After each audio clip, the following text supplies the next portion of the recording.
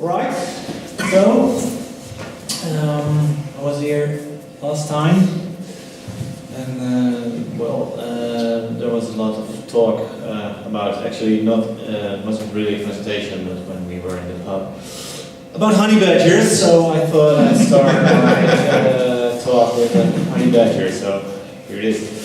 Hi, everyone. I want to talk about open source projects I'm working on.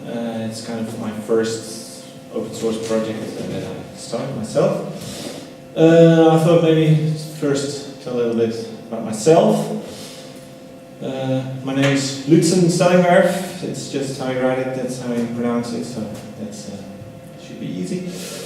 I'm a web and graphic designer at Hovercraft. That's a small company I have with my companion. This is a picture of our studio in Utrecht, and these are the two guys that are working there.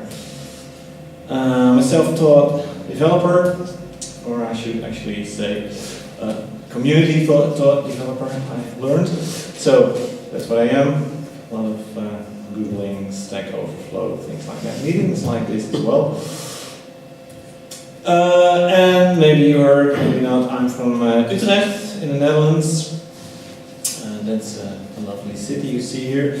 And I'm living here since the end of December, so for 6 months now, and will be returning to Utrecht in August.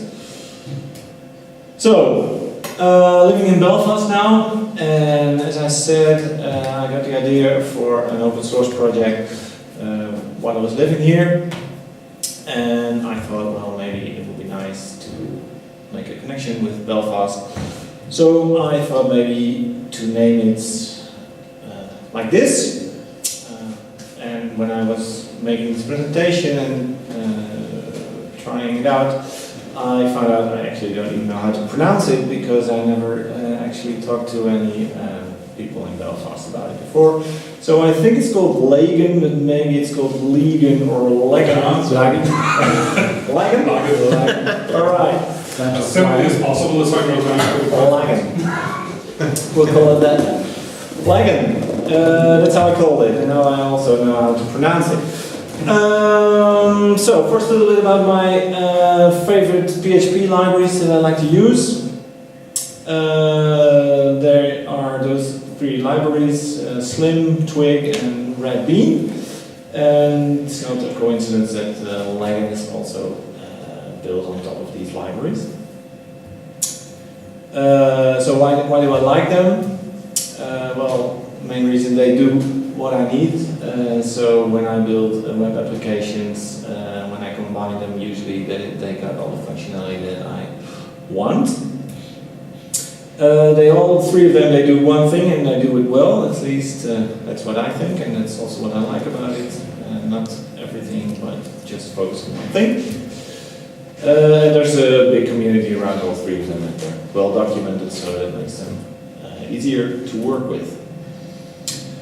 A little bit more about Slim. I was wondering if anyone knows it or uses it, or yeah. Okay. One of the first PHPBelfast talks I did was Slim. Okay. Nice. Smarty template instead of trying the time. So. Well, then you may know it's a micro framework. That's how they call it. And what they say themselves, what it is, it's a dispatcher that receives HTTP requests, invokes an appropriate callback routine, and returns the HTTP response. So that's what it does, basically. Second one is Twig. I think people know that one. So then you know it's a template engine. I like the nice clean syntax that you get out of it, amongst other things. And also one other thing I like is that there's a Twig view component for Slim, so that makes it easy to combine with Slim. Third one is Redbean. I wondered if people know what that is, because I noticed that not many people know it, but maybe the more hardcore PHP people that are here do. It's an object relational mapping script or program. So it allows you to work with data from your database as objects and store them again as well. It's supposed to be zero configuration. Well, that's almost true. Of course, you have to specify your database settings, but that's basically it. And then it's automatically builds a database for you, so you can just start with an empty database and just define an object and say store this object, and it will create a table for you and store data in the database, and also will guess what kind of fields it needs to use. So that makes it very fast and very flexible if you want to develop a web application. So, Lagan, how do you pronounce it? Why did I make? Did I start on this project? Because not everything is a blog. I don't like a lot of CMS systems. They have a sort of fixed way to look at your content, and you're forced to look at it that way, or to try all kinds of difficult workarounds to make it work the way you want it to work. So I was solving that same kind of problem in different projects. So different types of data, different types of content, different combinations of content fields, and also on maybe smaller projects with tight budgets, and trying to fit it all together. And then you present it to the client, and they are asking, well, yeah, that's great, and it all works, and where can we manage that content? Would say, or I would say, well, you can, because, well, this is it. Or I would work all night and try to figure something out. So I thought maybe if I just build something that does that off the shelf. Another reason to do it is to, like, sort of a challenge maybe. Being a community taught developer, I was curious, can I do something like this? Will it make sense to other people as well? Yeah, can I pull it off? And also, using stuff from open source community all these years, and using all these projects and documentation, stuff like that, I thought it would be a nice way to contribute to the community as well, and to give something back. So that's why I started it. So then, what actually is it? Well, it's about, as you may have guessed by now, about managing content. So what I try to create is a flexible way to create content objects, and a simple way to create the models that where the objects come from, and to automatically, as Redbean also likes to call it, include a backend to it so that you can manage the content as well. So, how does it look? Well, at the moment, a little bit like this. This is a demo that I have online. The design could be improved, but this is the front end. So this is a Twig template, and it displays a selection of hovercrafts. And you can click on them, and you can see the specifications of the hovercraft and the crew of the hovercraft, and well, stuff like that. And there is the backend that changes with all the if you make changes to the models. And in this particular page, you can add a crew member. It's called Honey Badger, and you can assign it to a hovercraft. So the main thing are the content models. So this is a simplified version of the content model, what it looks like. So you have a class called crew in this case, and it extends the Lagan class. You define the type of the content model. You can add a small description that's basically used in the backend to help the users understand what they're doing. And the main thing are the properties. So there's an array of properties, only with one element in the array in this example. And it's got a few variables in it. So it's got a name. That's the database field, how it's called. So this one is called title.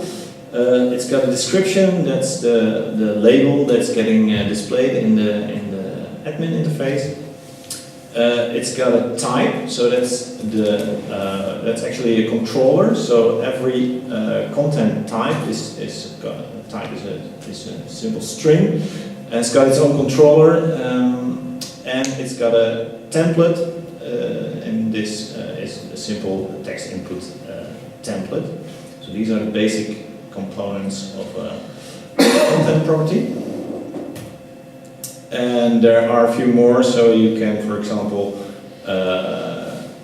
make it required. You can make it searchable, and because this one is a string property, you can also there's some validation functions added to it, so you can force it to be a minimum length of 3 characters in this case. So now that we defined it in your code, now you can use it. So you can create a new, in this case, a new hovercraft object, and then you can read it. And if you don't specify an ID or a slug or something, it just reads all the hovercrafts that are in the database.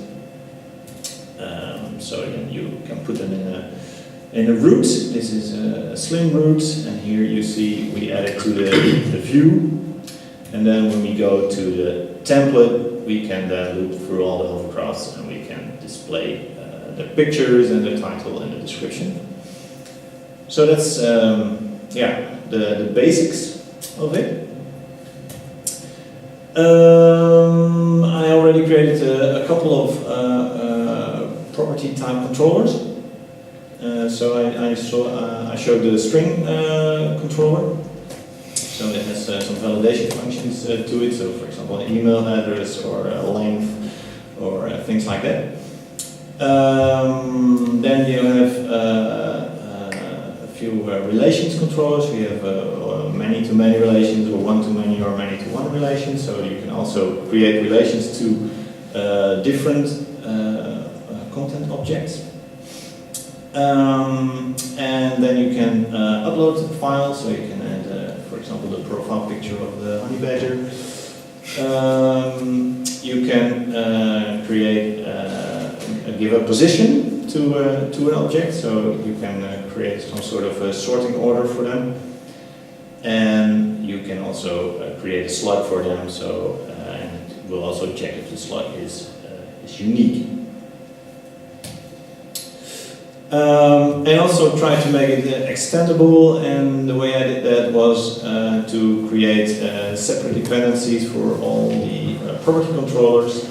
So that way, if you need another type of content that you want to add, or maybe you want another template, or you want, I don't know, some validation or whatever, you can create your own your own repositories, and you can add them to your project. So basically that's it in a nutshell.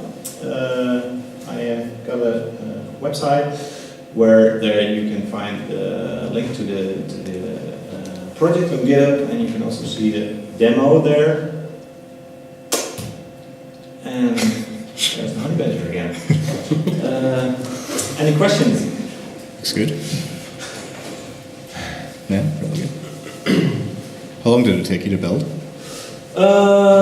Think about. Well, I got the principle.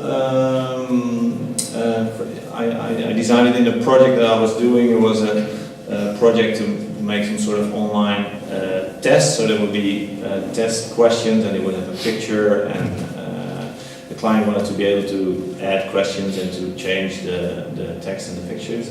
So then I finally came up with this sort of concept, and after that I thought maybe I can extend it or make it understandable also for other people because I built it all myself.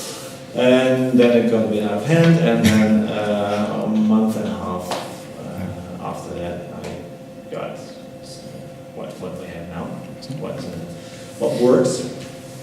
So yeah. Very good. Sweet. So that's it, and hope you guys can check it out and maybe try it out, find some bugs, or something like that. Yeah. Thank you. Okay, thanks very much.